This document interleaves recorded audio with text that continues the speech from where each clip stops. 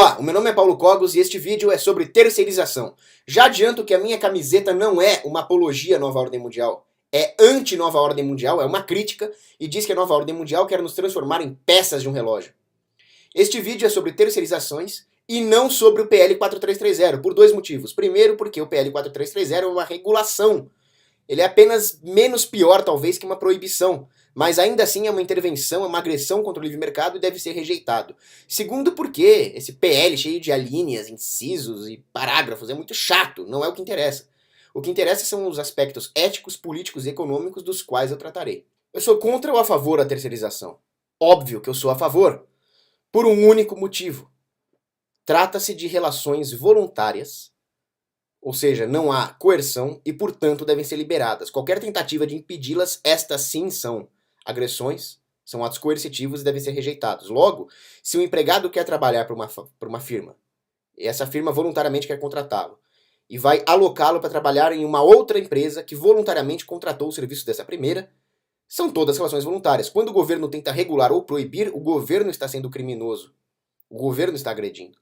Portanto, a terceirização deve ser apoiada e este é o único motivo. Acabou aqui.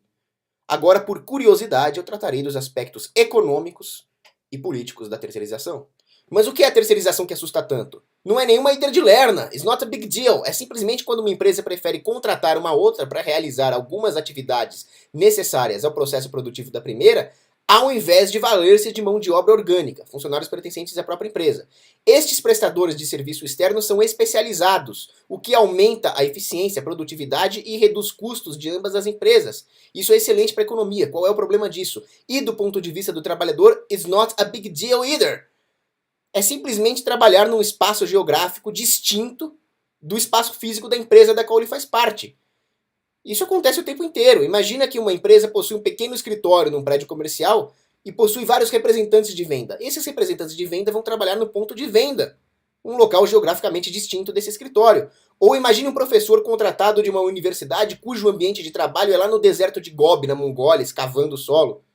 Qual é o problema? A terceirização é só sobre isso. A terceirização não só é boa para a economia, como também é essencial. Isso porque o livre mercado impõe para as empresas um tamanho limite, caso elas queiram ser eficientes e produtivas. O dimensionamento de uma empresa é importante para balancear os seus ganhos de escala com o problema da informação que diz respeito aos preços relativos dos bens de capital e serviços que ela utiliza no seu processo produtivo. E este problema da informação é quão maior quanto maior for essa empresa. Conforme nos explica o economista Jesus Huerta de Soto, a integração vertical das empresas é limitada pelo fato de que quando essas inúmeras etapas são incorporadas ao processo produtivo, desaparecem os corretos preços de mercado para alguns desses bens de capital, o que faz com que as transferências verticais dentro dessa empresa não possam ser realizadas de forma eficiente. Ou seja, uma empresa muito integrada verticalmente vai enfrentar o mesmo problema de cálculo econômico que uma sociedade enfrenta no socialismo. Então haverá a tendência de que os empresários cometam erros. Assim torna-se preferível para o empresário descentralizar e não continuar integrando verticalmente a empresa, porque isso colocaria em risco a sua capacidade competitiva. A terceirização é, portanto, essa divisão de trabalho entre as empresas que permite que o sistema de preços reflita melhor o valor relativo dos diversos bens e serviços de capital existentes numa economia, tornando-a mais eficiente e possibilitando que o empreendedor se especialize naquilo que ele faz melhor, aumentando assim a produtividade da economia, reduzindo o nível de preços e, portanto, aumentando a qualidade de vida de toda a população. Aproveita-se melhor a dispersão de informação e de conhecimentos existentes numa sociedade. E quanto mais complexa for a sua economia, quanto mais avançada for a tecnologia, mais importante é essa terceirização, já que a gestão de tamanha complexidade se torna muito difícil para empresas muito integradas verticalmente. Torna-se ainda mais importante terceirizar. Os efeitos benéficos de uma divisão de trabalho entre as empresas são potencializados pelo fato de elas possuírem vantagens comparativas umas em relação às outras. Ou seja, elas são melhores em algumas atividades específicas e piores em outras. Uma teoria de como isso aumenta a produtividade foi proposta há muito tempo pelo economista britânico David Ricardo, que viveu entre o século XVIII e XIX. Vejamos um exemplo simplificado de como funciona a teoria das vantagens comparativas ricardiana. Imagine que numa ilha more apenas o Murray Rothbard e o Ludwig von Mises. Eles conseguem trabalhar um máximo de 10 horas por dia, e em cada uma dessas horas, indivisíveis por motivos de simplificação, Rothbard consegue produzir 5 coquinhos ou 4 peixes, e Mises 2 coquinhos ou 3 peixes. Podemos ver que Rothbard é melhor que Mises em tudo, mas Mises possui uma vantagem comparativa na produção de peixes, já que o seu custo de oportunidade para produzir um peixe é de 0,67 coquinhos. Já Rothbard, para produzir um peixe, ele tem um custo de oportunidade de 1,5 coquinho. Eles não fazem comércio. E eles precisam de 23 coquinhos por dia para sobreviver, eles precisam da água do coquinho, e é bom que eles consigam consumir 12 peixes por dia. Menos que isso, e eles poderiam ficar fracos. Rothbard vai gastar 6 horas na produção de coquinhos, catando coquinho na floresta com a mão, e 4 horas tentando apanhar peixes no mar com a mão. Dessa forma, ele produzirá 30 coquinhos e 16 peixes. Já Mises vai gastar 8 horas com os coquinhos e 2 horas com os peixes, ele vai produzir 16 coquinhos e 6 peixes, e a produção total da ilha vai ser de 46 coquinhos e 22 peixes. Vejam que Mises só produziu 16 coquinhos e ele precisa de 23 para sobreviver. Rothbard tem 30, ele pode doar 7 para Mises para evitar que ele morra, e ele o faz porque ele é caridoso, e a caridade é uma realidade humana.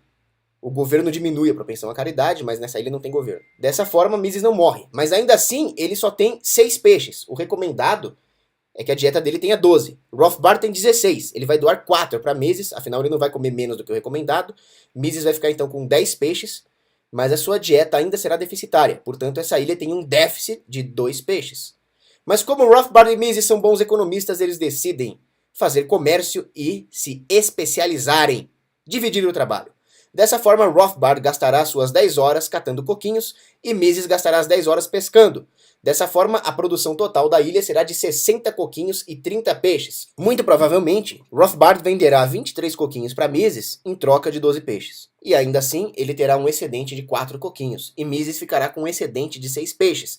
Dessa forma, a ilha começa a acumular poupança, e isso permite que novas atividades surjam na ilha. Imagine que chega na ilha Hans Hermann Hoppe, que não sabe nem catar coquinhos e nem pescar, mas ele é um grande inventor. O que ele faz? Ele toma uma linha de financiamento com Mises e Rothbard para obter os coquinhos e os peixes que ele precisa para sobreviver, enquanto ele inventa redes de pesca e varas de pescar coquinho, que são bens de capital que farão a produtividade da ilha disparar. Então, quando ele inventa isso, ele vende para Rothbard e Mises, pagando a sua dívida, e a produtividade de ambos dispara, o que gera mais excedente, o que possibilita novas linhas de financiamento, o que atrai mais pessoas para a ilha e viabiliza novas atividades econômicas. Dessa forma, a divisão de trabalho se prolifera e podem vir para a ilha médicos, inventores, artistas, engenheiros. É assim que a economia cresce. Essa teoria de Ricardo foi aperfeiçoada. O que existe é uma divisão do conhecimento que está disperso na sociedade e que permite que cada indivíduo aproveite melhor e potencialize o seu conhecimento único, muitas vezes tácito,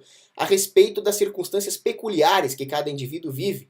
Isso o auxilia na sua tomada de decisões e permite que ele melhor exerça sua função empresarial, precificando melhor os ativos, aumentando a produtividade e reduzindo preços em toda a economia, o que permite um aumento do padrão de vida de toda a população, a um maior acúmulo de capital e, portanto, de poupança, e subsequente queda na taxa de juros, o que viabiliza novos investimentos e permite a introdução de novas atividades econômicas, portanto, novas atividades empresariais que precificarão ainda melhor os ativos, guiando assim subsequentes divisões do conhecimento. Isso gera um crescimento exponencial na economia.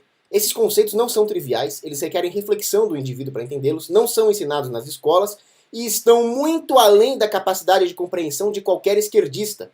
Valendo-se disso, o establishment usa suas ferramentas midiáticas para tentar convencer a população de que a terceirização é ruim. É por isso que nós vemos nulidades como atores da Globo falando mal da terceirização na TV. Mas eles são nulidades em todos os sentidos, inclusive como atores. Num livre mercado, eles não seriam atores porque eles são charlatães. Eles só estão lá porque são subsidiados pelo aparato estatal, como a Ancine, a Lei Rouanet, e assim, subornados, eles defendem o establishment, o governo, e falam mal do livre mercado. O principal argumento deles para falar mal da terceirização é de que isso é feito para aumentar o lucro das empresas. Eles falam como se lucro fosse algo ruim, mas eles sequer sabem o que significa lucro. O lucro é um fenômeno psíquico. É a percepção individual subjetiva de se estar em uma melhor situação. E é por isso que o homem age, para sair de um estado A e chegar a um estado B melhor que o estado A. Do contrário, o homem não agiria. E se o plano der certo, se as metas se concretizarem, este homem poderá dizer que obteve lucro. Em um livre mercado, obtém-se lucro adicionando valor à vida das pessoas.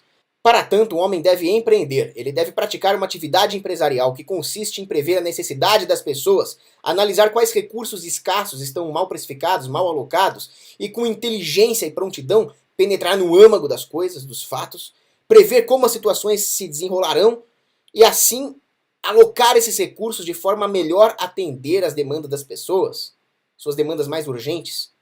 E com isso ele obterá o prêmio por ter alocado os recursos de maneira mais eficiente e atendido às necessidades das pessoas. Isto significa que uma empresa ou indivíduo que estão obtendo lucro estão alocando recursos escassos de forma eficiente para melhor atender às necessidades humanas. Já o prejuízo significa queima de capital, logo o lucro é algo bom para a humanidade inteira. A palavra empreender, empresa, tem raiz etimológica no latim prehendo, que significa descobrir. Ou seja, significa o uso da informação, do conhecimento para melhor praticar essa atividade empresarial que é boa para a humanidade. É isso que um empresário faz. Todas as pessoas sãs exercem função empresarial, dentre cujas características está a ubiquidade. Ela é comum a todos. Trata-se de uma característica humana e não de uma classe, como os marxistas gostam de pensar. Dessa forma, os operários, trabalhadores, também são empresários. Eles também precisam analisar o ambiente, a forma como os recursos estão alocados e, valendo-se do seu conhecimento, da sua informação, alocar aquilo que eles ofertam, que é a mão de obra, em troca de algo que lhes proporcione lucro. E todos os empresários exercem essa atividade valendo-se de perspicácia, de conhecimento. E ainda assim os políticos, que não têm conhecimento de nada, querem determinar como o empresário deve fazer isso. Isso é um absurdo. Tomemos Sócrates. Sócrates analisou o artesão, o poeta e o político. Ele concluiu que o artesão possui alguns conhecimentos específicos da sua atividade, o poeta possui um dom natural e o político não possui nada. Ele é um parasita inútil. Eu até discordaria de Sócrates. Os políticos têm um tipo de conhecimento, sim. Eles sabem como manipular, como mentir, como enganar. É como dizia Tom Clancy. O Estado é bom em matar inocentes, roubar e fraudar. Nada muito além disso. E ainda assim esses parasitas querem dizer para o empresário como ele deve fazer. Os políticos querem tomar para si o papel de empreendedor, e esse é o caminho para o colapso econômico e moral de uma sociedade. Eles querem definir, por exemplo, lá na PL 4330, o que é uma atividade fim e o que é uma atividade meio.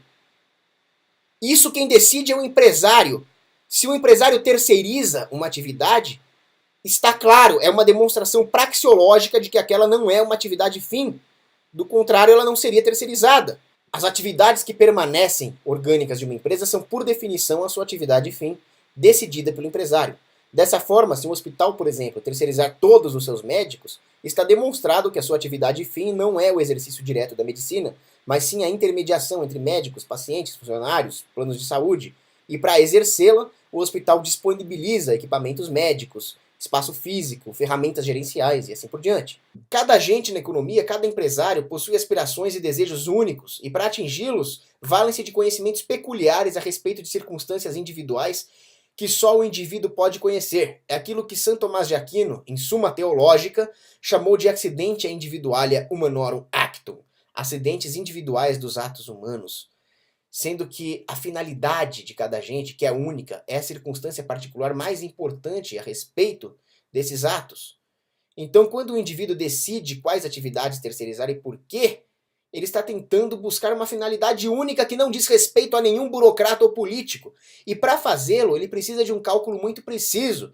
É por isso que ele dispõe de ferramentas sofisticadas em vários campos da ciência. Na contabilidade, por exemplo, existe o custeio ABC, Activity Based Cost. Então ele precisa fazer várias entrevistas com vários setores da empresa para poder fazer um cálculo contábil e ver quais atividades estão dando lucro, quais estão dando prejuízo, e assim decidir quais vão ser terceirizadas. Isso não diz respeito ao Estado. Aliás, nada diz respeito ao Estado. O Estado deve apenas desaparecer. Mas como disse Ayn Rand, hoje aqueles que produzem precisam pedir autorização daqueles que nada produzem para produzirem. Alguns podem perguntar como é que fica o trabalhador, o operário. Eu já expliquei, eles também são empresários. Ubiquidade. Logo, quanto mais dinâmico for o ambiente de mercado, quanto menos regulado ele for, maior a chance que cada homem terá de exercer da melhor forma possível os seus dons empresariais. Porque a economia, sendo mais complexa, poderá abarcar um maior número de atividades econômicas. A divisão de conhecimento será mais profunda e haverá mais oportunidades para que cada trabalhador possa exercer a sua vocação. Isso aumentará os custos de oportunidade de cada trabalhador de exercer uma função específica, o que também aumenta o seu poder de barganha, porque se ele estiver insatisfeito com determinado trabalho, ele pode simplesmente mudar. Uma economia mais complexa abarcará esses trabalhadores. E os negócios B2B, business to business, são característicos de economias complexas, avançadas, com cadeias de produção mais longas e, portanto, com maior produtividade, que propiciam um melhor padrão de vida. E a terceirização diz respeito justamente a um negócio business to business. Para o operário, a terceirização, que é uma relação voluntária, conforme explicado no começo do vídeo, será necessariamente boa para ele. O sacerdote franciscano Richard of Middleton, no século XII, já teve um insight de que uma troca voluntária é boa para ambas as partes, e Mises demonstrou isso através da ferramenta praxeológica. Se uma troca voluntária ocorre, necessariamente as duas partes estão ganhando, do contrário a troca não ocorreria ou ela não seria voluntária. As intervenções do governo na economia sim é que geram arranjos não voluntários, coercitivos e que, além de criminosos, antiéticos, geram ineficiências econômicas. Por exemplo, a especialização, a divisão de trabalho, nem sempre é eficiente. Ela pode ser exagerada, de forma que um funcionário perca a capacidade de ter uma visão holística do processo produtivo. Ou pode acontecer aquilo que nós vemos no filme Modern Times, de Charlie Chaplin, onde um operário exerce uma função tão repetitiva que ele acaba perdendo em produtividade. Isso gera custos para a empresa e seria mais interessante, seria mais competitivo terceirizar. Mas isso só vai acontecer se houver liberdade para haver a terceirização. A empresa que contratar o funcionário terceirizado terá uma estrutura de custos, uma estrutura produtiva, um rol de informações empresariais melhor adaptados para aproveitar melhor as habilidades e vocações desse funcionário, permitindo assim uma divisão de trabalho mais eficiente, com menores custos e que se refletirá em maiores salários reais para esse funcionário. A maior compatibilidade das habilidades desse funcionário com o novo ambiente empresarial, seja por um maior dinamismo de mercado, seja pela especialização dessa empresa, nessas atividades, permite que esse funcionário exerça um maior leque de atividades interrelacionadas, de forma mais produtiva e flexível do que seria possível na empresa anterior, onde ele era uma mera atividade meio, especializado até demais, de forma ineficiente e custosa. Assim, agora esse funcionário pode explorar melhor as suas vocações, se especializar e, com isso, aumentar o seu próprio poder de barganha. E assim ele poderá atender às necessidades da população e de si próprio, através da atividade empresarial, de forma melhor, mais compatível com as suas vocações. É como disse Calvino em Sermão 31 sobre Efésios, capítulo 4, versículos 26 a 28. Certo é que jamais profissão alguma será dele aprovada, se referindo ao nosso Pai Criador, será dele aprovada se não for útil, e se o público não for dela servido, e se também não redundar em proveito de todos. Isto significa que as intervenções do governo no mercado de trabalho são pecaminosas não só pela agressão inerente ao ato, como também pelas distorções que elas geram nesse mercado. Há também uma frase de Samuel Balley que diz: toda ação requer conhecimento imediato de inúmeras circunstâncias particulares que serão aprendidas apenas por aqueles que têm interesse em aprendê-las. São os incentivos, e só haverá os corretos incentivos se houver liberdade para empreender, tanto para o empregador quanto para o empregado. Há inúmeros efeitos maléficos da proibição ou regulação da terceirização, além da agressão inerente ao próprio ato. Considerando que o empresário possui as melhores informações a respeito do seu próprio setor, da sua própria empresa, e considerando que ele disponibiliza os meios de produção para os trabalhadores, uma proibição ou regulação da terceirização implicaria impedir que esse empresário utilize os meios de produção da forma como melhor lhe convém, da forma que ele acredita ser a mais eficiente. E considerando que o capital deprecia ao longo do tempo, teremos um uso subótimo desse capital, ao mesmo tempo em que ele deprecia. Portanto, a proibição ou regulação da terceirização estará queimando riqueza ao invés de gerar riqueza. A proibição ou regulação da terceirização fornecem ao governo ferramentas que aumentam a sua capacidade de exercer controle sobre as atividades econômicas, principalmente sobre o mercado de trabalho, o que permite ao governo classificar quais atividades estão sendo exercidas e assim fazer valer a fascista legislação trabalhista brasileira, inspirada na Carta del Lavoro do ditador Mussolini, Il Duce, e implantada no Brasil pelo canalha do Getúlio Vargas, o pior brasileiro que já existiu. Essas medidas encarecem artificialmente a mão de obra, reduzem artificialmente a sua oferta, reduzindo a competitividade do trabalho, ao mesmo tempo em que aumentam os custos das empresas. Logo, haverá uma menor probabilidade dos trabalhadores obterem um aumento salarial ou um maior número de benefícios. E quem sai prejudicado é justamente o trabalhador menos qualificado. Afinal, ele tem uma menor produtividade marginal. Só quem ganha com isso é o governo, que capitaliza politicamente todo esse caos. A restrição artificial à oferta de mão de obra reduz a produtividade marginal do capital em relação à produtividade marginal do trabalho, que está restrita de forma coercitiva. Dessa forma, há um menor fluxo de renda esperado pelo empresário para um investimento marginal em capital, o que reduz a quantidade de capital per capita na economia. E é justamente essa quantidade de capital per capita que aumenta o salário dos trabalhadores. Dessa forma, nós teremos uma escalada descivilizatória, com menor padrão de vida e um menor potencial de crescimento econômico. O menor potencial de crescimento econômico, somado a um aumento artificial dos custos da mão de obra para o empresário, fará com que haja concomitantemente um aumento no nível de preços na economia e um aumento do nível de desemprego. Dessa forma, com preços mais altos e uma menor renda agregada dos assalariados, fará com que uma maior parcela dessa pouca renda seja direcionada para o consumo e menos para a poupança. Uma diminuição no nível de poupança aumentará a taxa de juros, impedindo a viabilização de novos investimentos, o que fará a economia crescer ainda menos ou até decrescer. E tudo isso é potencializado pela concentração de capital. Já que os custos das empresas aumentam, apenas empresas grandes podem arcar com esses custos, então as empresas pequenas serão varridas do mercado. Portanto, a regulação da terceirização ou a sua proibição implicam em concentração de capital, poder é para as grandes corporações. Os sindicatos apoiam tais medidas porque, ao impor custos artificiais à mão de obra e ao impor barreiras à entrada, elas reduzem a competitividade dos trabalhadores não pertencentes a esses sindicatos ou pouco qualificados, gerando assim uma reserva de mercado para esses vagabundos. E o mais absurdo é que a adesão a esses sindicatos é obrigatória, mas se o trabalhador quiser voluntariamente se empregar como terceirizado, aí ele não pode.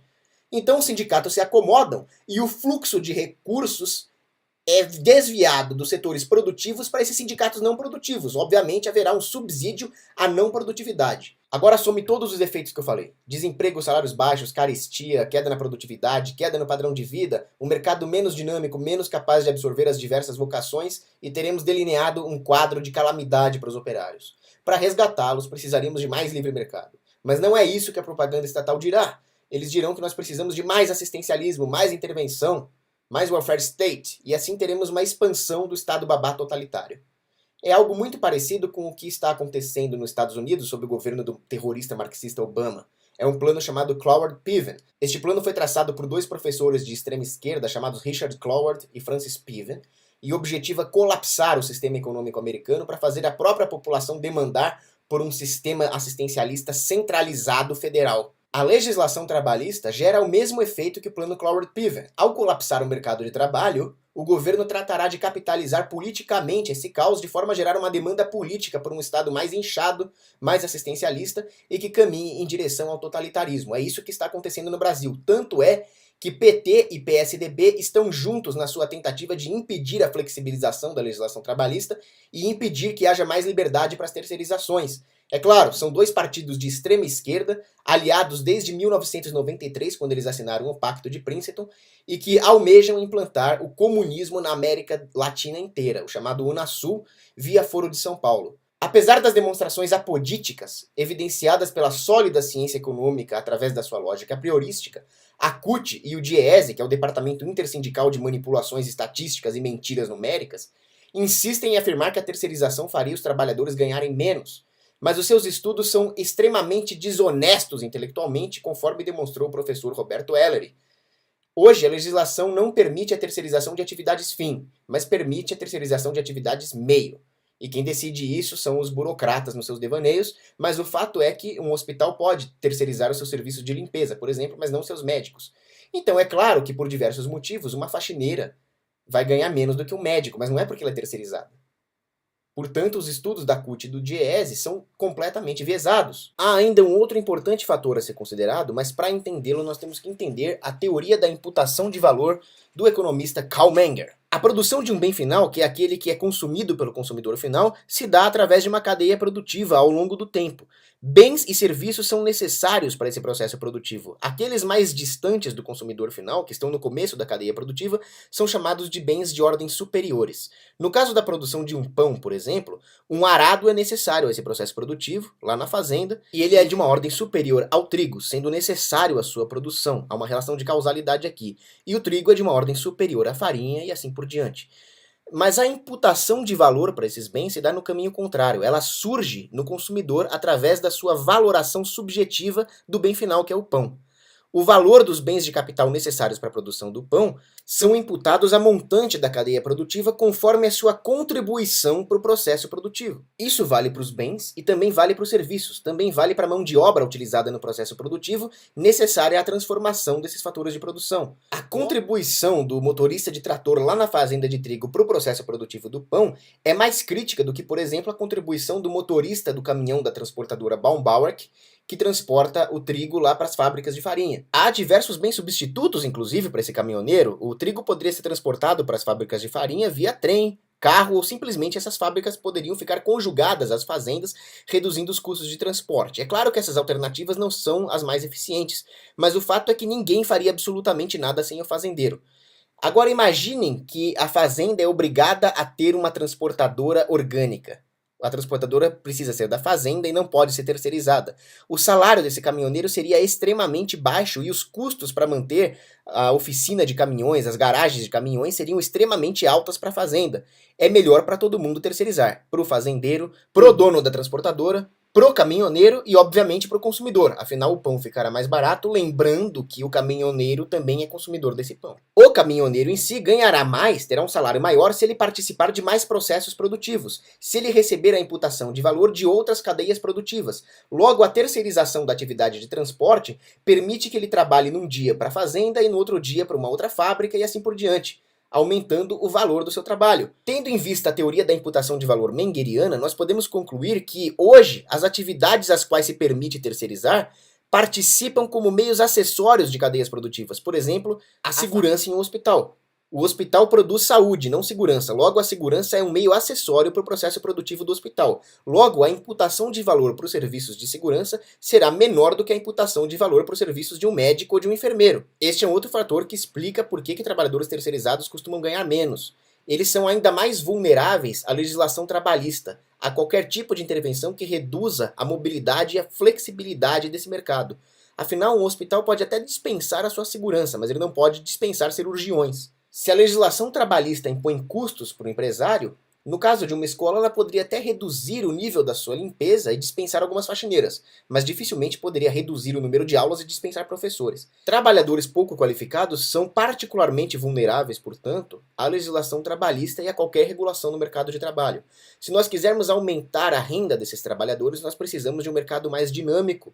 Nós precisamos de total liberdade para empreender. O aprofundamento da divisão de conhecimento na sociedade e a maior especialização das empresas, propiciadas pela liberdade de terceirizar e pela ausência de legislação trabalhista, permitiria que um trabalhador participasse de mais cadeias produtivas, já que o mercado estaria mais dinâmico, o mercado de trabalho seria mais fluido, e assim ele receberia a imputação de valor por vários serviços que ele poderia prestar. Inclusive, haveria uma tendência dele receber uma imputação de valor pelo serviço que ele está diretamente prestando. Ou seja, no caso do segurança, ele receberia a imputação de valor do mercado de segurança e não do mercado de saúde do hospital. Isso, quanto mais aprofundada for a divisão de conhecimento na sociedade. Se há algum excesso de divisão de trabalho, alguma especialização ineficiente, ela acontece porque os impostos, as regulações e a legislação trabalhista aumentam os custos do empresário de manter uma mão de obra orgânica, forçando-o a incorrer em uma terceirização ineficiente. Se nós quisermos evitar essa especialização indesejada, nós temos que acabar com essas intervenções do governo na economia. Aliás, a própria legislação trabalhista, ao impedir a mobilidade e o emprego versátil da mão de obra no processo produtivo, faz com que o seu valor seja diminuído. Afinal, tudo aquilo que é menos versátil, que possui menos alternativas de uso, terá um menor valor, um menor preço.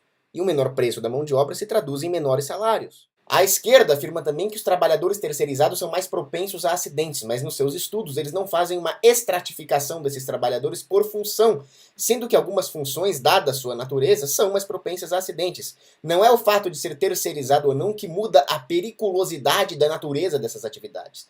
A própria Carta Capital, que é um veículo extremamente esquerdista, afirma: a segurança é prejudicada porque companhias de menor porte não têm as mesmas condições tecnológicas e econômicas. Além disso, elas recebem menos cobrança para manter um padrão equivalente ao seu porte. Muito bem, a própria esquerda admite que a real causa dos acidentes é o fato de não haver condições tecnológicas e econômicas que propiciem um ambiente de trabalho mais seguro. Para que haja medidas de segurança e meios de prevenção de acidentes, é preciso que haja dinheiro para pagar por eles e é preciso que haja concorrência entre as empresas de forma que aumente o poder de barganha do trabalhador, que obviamente prefere trabalhar num ambiente mais seguro.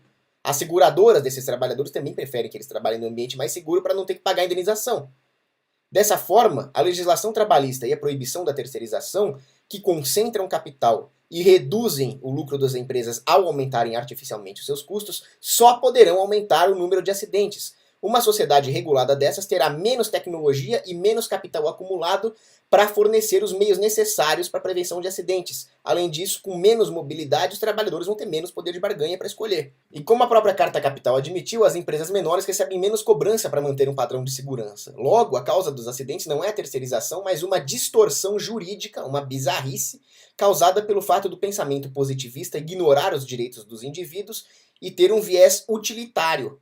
Ah, a empresa pequena não pode pagar. Mas se ela negligenciar a segurança de um operário, ela deve pagar pelo dano que ela causou, não importa qual o seu porte.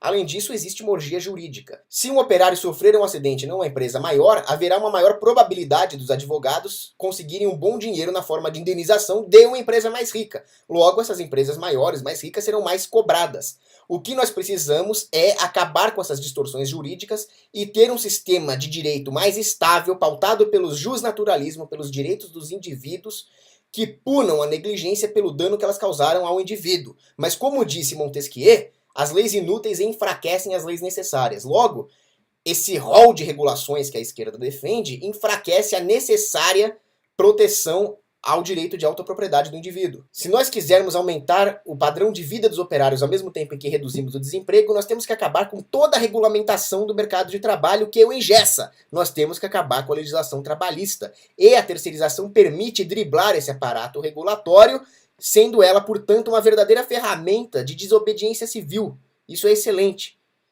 A geração de emprego se dá quando o empresário aumenta a sua demanda efetiva por mão de obra. E isso só acontece quando ele espera obter um fluxo de renda positivo com a contratação de um trabalhador marginal.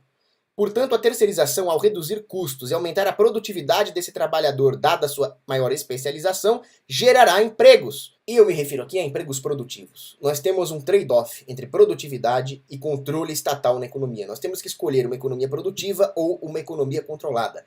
A terceirização permite uma economia produtiva, dinâmica. Já a proibição dela é mais uma forma de controle estatal na economia que a engessa e diminui o padrão de vida de toda a população. Nós temos que escolher entre o engessamento monopolístico causado pela interferência dos sindicatos ou o dinamismo, a fluidez da economia, que permite que os empresários, os operários e toda a sociedade aloquem os recursos da maneira mais eficiente possível, aumentando a produção de bens e serviços e reduzindo o nível de preços. Obviamente que eu escolho esse dinamismo. Depois de ver esse vídeo, alguns podem até argumentar: ah, esse cara tá falando isso porque é um capitalista. Eu sou capitalista mesmo.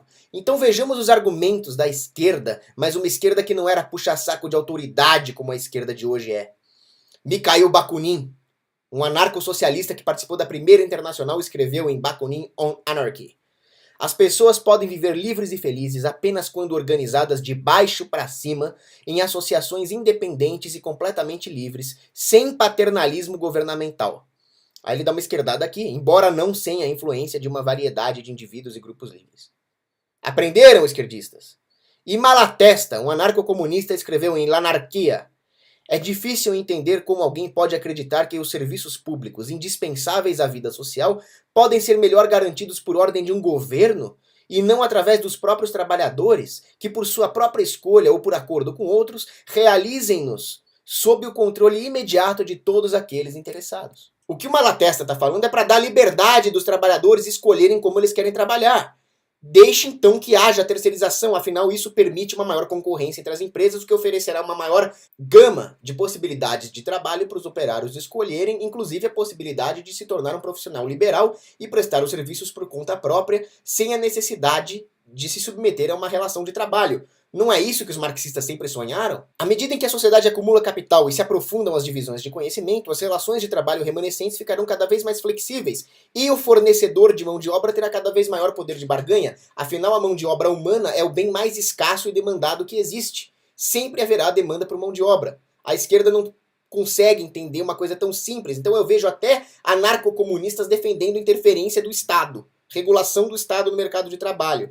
Vocês não são anarquistas, anarquista sou eu. Foi um vídeo de mais de meia hora para explicar esses conceitos econômicos que não são triviais, que requerem reflexão do indivíduo, só para refutar uma intervenção do Estado localizada no mercado de trabalho que quer proibir ou regular as terceirizações. Se para cada vez que o Estado quiser fazer alguma intervenção no livre mercado, na atividade econômica, nas liberdades individuais, nós tivemos que fazer um vídeo gigantesco para explicar esses conceitos econômicos, e mesmo assim eu os apresentei de forma superficial. Existe uma literatura enorme sobre os conceitos aqui apresentados.